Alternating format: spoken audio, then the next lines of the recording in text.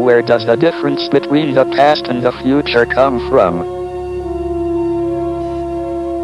The laws of science do not distinguish between the past and the future. Yet, there is a big difference between the past and future in ordinary life.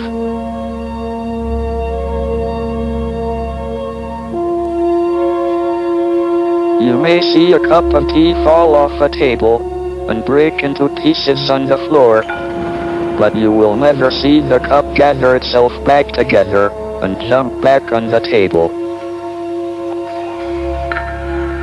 The increase of disorder, or entropy, is what distinguishes the past from the future, giving a direction to time.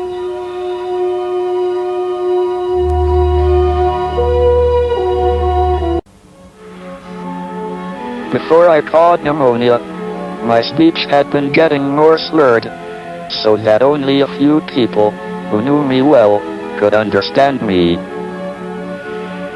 But at least I could communicate.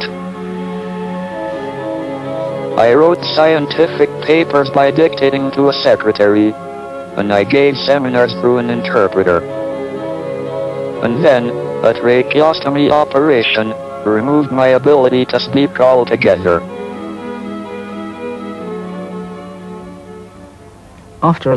Después de mucho tiempo, o al menos eso parecía, se presentaron con ese maravilloso aparato. No lo tenían en el hospital Cambridge. Lo habían traído de Londres. Era alta tecnología, poderse comunicar con alguien sin voz. Es como un trozo de plástico de este tamaño y las letras del alfabeto colocadas así con un agujero en el medio. Lo pones entre tú y la otra persona y él mira una letra. Tú puedes ver qué letra está mirando casi siempre, aunque a veces no estás seguro. Así que el paciente deletreaba lo que quería. Él miraba una letra, por ejemplo, la A. Tú preguntabas la A. Eso es. Parecía un acertijo.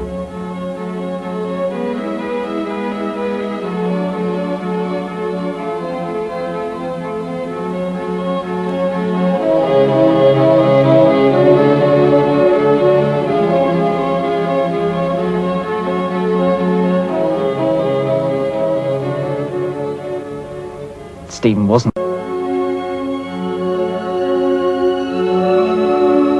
A computer expert in California heard of my plight and sent me a computer program called Equalizer. This allowed me to select words from a series of menus on a screen by pressing a switch in my hand. These words could then be sent to a speech synthesizer attached to my wheelchair. Much to my surprise, I found I was able to communicate much better than before.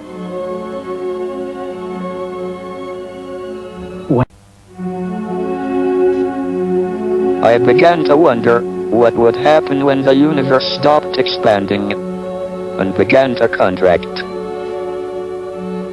Would we see broken cups gather themselves together off the floor and jump back onto the table? Would we be able to remember tomorrow's prices and make a fortune off the stock market?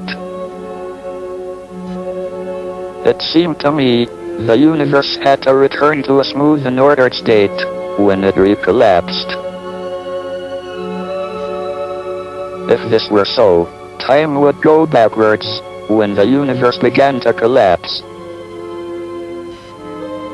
People in the contracting phase would live their lives backward. They would die before they were born and get younger as the universe got small again. Eventually, they would return to the womb. He gave me my first problem to do. Me planteó mi primer problema.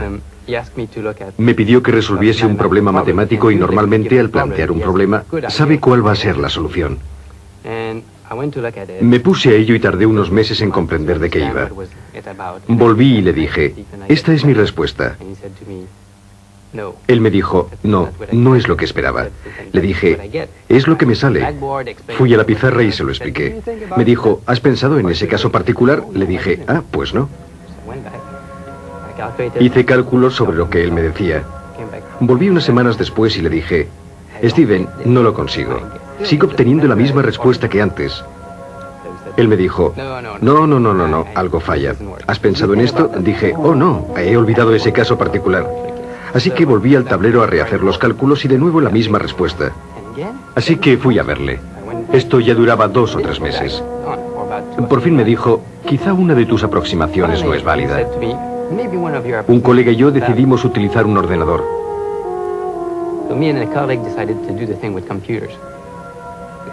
Se tarda mucho tiempo en escribir los programas y en asegurarse de que son correctos. Obtuvimos la respuesta y seguía siendo lo que yo había dicho y no lo que decía Steven. Fuimos a verle y le dijimos, mira, lo mismo. I had made a mistake. I had been using too simple a model of the universe. Time will not reverse direction when the universe begins to contract. People will continue to get older, so it is no good waiting until the universe recollapses to return to our youth.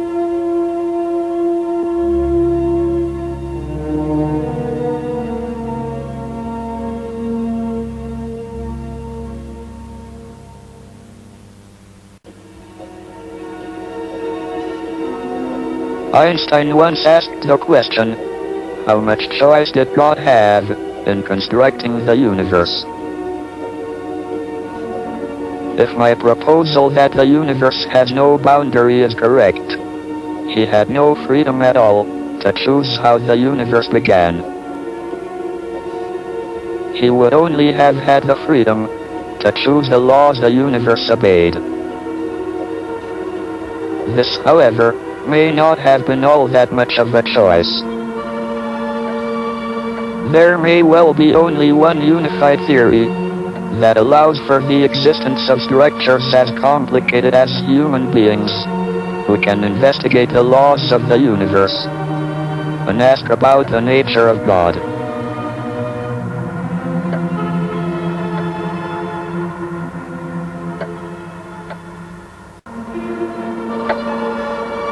Even if there is only one possible unified theory, it is just a set of rules and equations. What is it that breathes fire into the equations and makes a universe for them to describe? Why does the universe go to all the bother of existing? Is the unified theory so compelling that it brings about its own existence? Or does it need a creator? And, if so, who created him?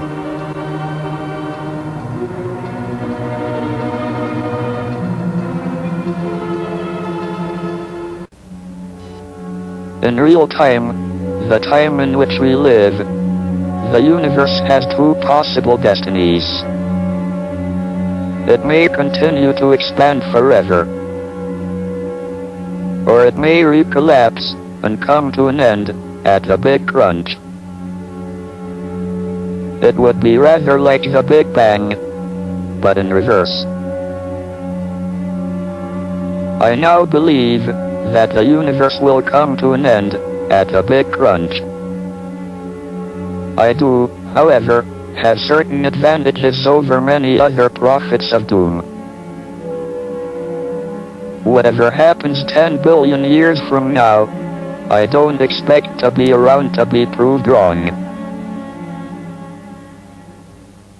Of all the pictures that I know, de todos los modelos que conozco, of any cosmology, la cosmología más simple es aquella en la que el universo es cerrado, tiene una vida limitada y se destruye por el mismo procedimiento que un agujero negro. Si resulta que en realidad el universo tiene una vida limitada, ¿en qué se diferencia de la vida de cada uno de nosotros?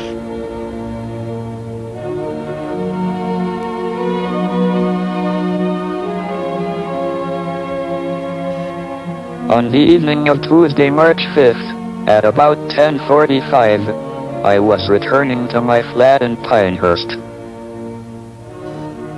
It was dark and raining. I came up to Grange Road and saw headlights approaching, but judged that they were far enough away that I could cross safely.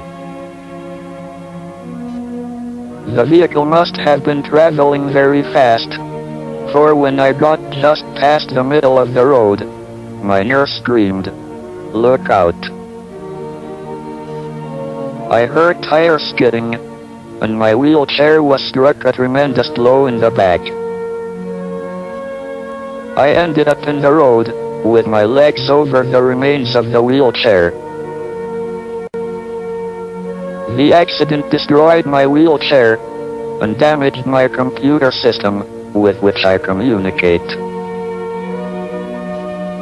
I required 13 stitches in my head, but I was able to go back to work several days later.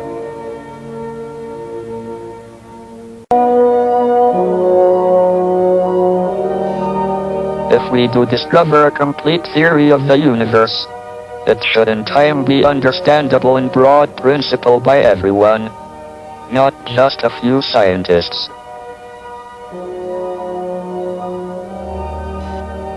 Then we shall all, philosophers, scientists, and just ordinary people, be able to take part in the discussion of why it is that we and the universe exist. If we find the answer to that, it would be the ultimate triumph of human reason. For then we would know the mind of God.